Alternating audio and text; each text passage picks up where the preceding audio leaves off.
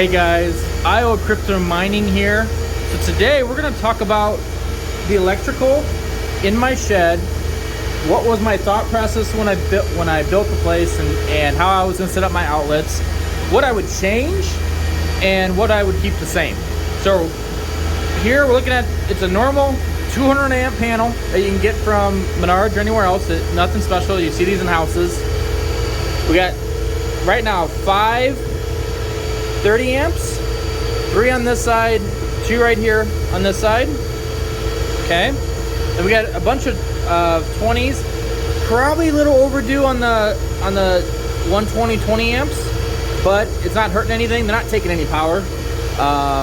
You know, it's a couple Ethernet switches, my laptop, and then like the fans and the light. So it's nothing too crazy. They're not pulling very often, but if I did it again, maybe I'd have a few or less. But it's not a problem. So that's what the panel looks like. I have one more room here. I'm going to put a 30 amp right here. I should not need another 20 amp. It should just need the 30, and then we should be set where this thing is full and ready to go. Now what you don't see on here is the shut off for the power. It's actually on the outside of the shed, and I'll take you to that right now. We can look at it. Okay guys, we're outside here. So here's the shut off on the outside. So it's pretty straightforward. Just the big 20 amp, but we have it on the outside, which is, I don't remember if I had a choice or not. I would keep it on the outside just to be safer. But yeah, I had an electrician in my area. You had to pull a permit and everything. So electrician, all the electrical had to be checked out. So this is how the electrician did it, which is fine by me.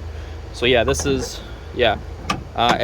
I want to put some kind of lock on here, but I don't want to make it too hard to get to. If I have to hurry up and get to it, shut it off. But I want to kid-proof it somehow, so we'll see how I do that. But we'll go back inside here and talk a little bit more. Okay guys, so when you look at the panel, which is pretty standard, no matter how your setup is, if you have your own service coming to your shed. Now, how you put your 30 amps and your 120 volt plugins, that can change, and there's reasons for doing everything. So my original thought was, when I first started mining here, I was just GPUs.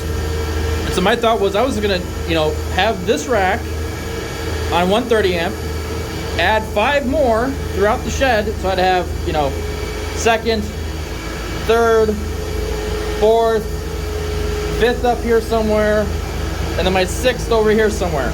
So I would just have GPUs. And so my thought process was, have these every 2 studs. You see I have it up here now. And then work my way to the back of the shed, so I have the spacing here between the racks that I can get in between and mess with them and that kind of stuff. So that was my original thought, was to have a 120 and a 30, and then have like a PDU hooked up to it on the wall like that, and then do that 6 times, 3 on each side. So that's how I started off with. Now, since GPUs aren't as profitable, I've switched to ASICs. Now, this setup isn't ideal, because in a perfect world, my exhaust is going to stay where it is. I'd put a rack right here at the back, and then have the ASIC sitting right on front of it, but like 2 feet away from the wall, or 1.5 feet away from the exhaust, and just have them all lined up, shooting out.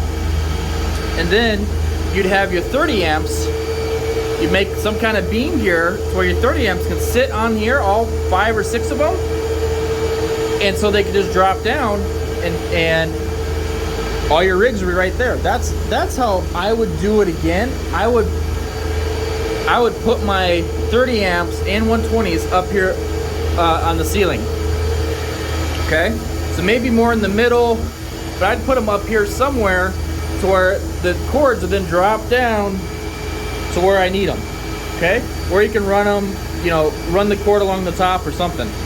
So this way is not, it would make sense if I stick with GPUs, but if I had to switch, that's where I would switch to. Okay, and you could do the same layout. We have 3 in each side like mine. And just put like 130 amp up here and the 120. 130 amp, 120. And then 130 amp, 120. Put it up here, you know, make some kind of little platform or, you know, something that sticks onto other than just the beam. But yeah, that you could still do that and then still just have the cords drop down. Kind of depends on how you want to do it. So yeah, that's just, you kind of want to think, what am I going to use it for?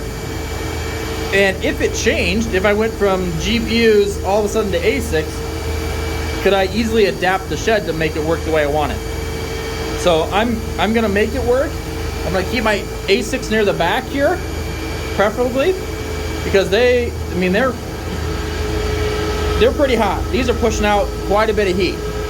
So if I have that as close to the exhaust as I can, that would be best. Instead of having the ASICs at the front, pushing all that warm air, and then hitting GPUs back here, and then going out, I don't think that would work as well.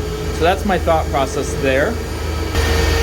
One other thing I did not mention on the panel, you want to keep the sides even.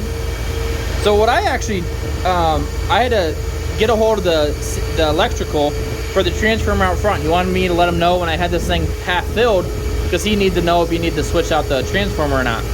So we actually had a reading from my panel out at the street. So there's two power lines going out here. That's how we get the 240, 120 and 120. There's 2 power lines going out to the street. So they're plugged in separately at the street. At the street, before I added this, so I had 4 30 amps filled up. Both sides were equal on power. They were both at 91 amps at the street. 91, 92. And so I couldn't have done that any better. So adding my third 30 amp, I had no choice. It's, you know, both have 2, so I have to add it somewhere. But when I add a third, obviously, or add my 6th and final one, it'll be the third on this side to even it out. So then my panel will be even. The power at the street should be fairly close as it can get, which is good because you don't want one side being stronger than the other. You wanted to have it as even as possible for your efficiency. What I've also noticed too with my shed, if I do any of those calculators online for what Hive OS says my kilowatts and kilowatt hours are going to be, I am actually at that number or lower every single month. So I'm not getting any surprises, which means that everything I have in here for the electrical side, the infrastructure side, is running as efficiently as efficiently as I can possibly make it. So I don't have, you know, a 30 amp way overpowered, so it's not being as efficient because it's trying to pull more power than it wants to. All my power supplies, I don't have them overpowered. I don't have too much on them for all my GPU rigs. You know, and that kind of thing. I don't have any excess power being pulled from one item. I have it spread out as much as I can over as many items as I can. So that keeps it up, keeps it as efficient as it can be, which then will keep your costs down because everything's running in that zone of perfect. Not too hot, not too little, right in the middle where it needs to be. So it is as efficient as it possibly can be. So that's all for today, guys. I just want to talk a little bit about my power, what I did, and what I would change, or what I would keep in mind to kind of, you know, tailor it to the way that you're going to do your shed, or you're going to set up your GPU room or whatever. But I want you guys to have a good day and enjoy some of that spring weather that's hitting us. Thank you.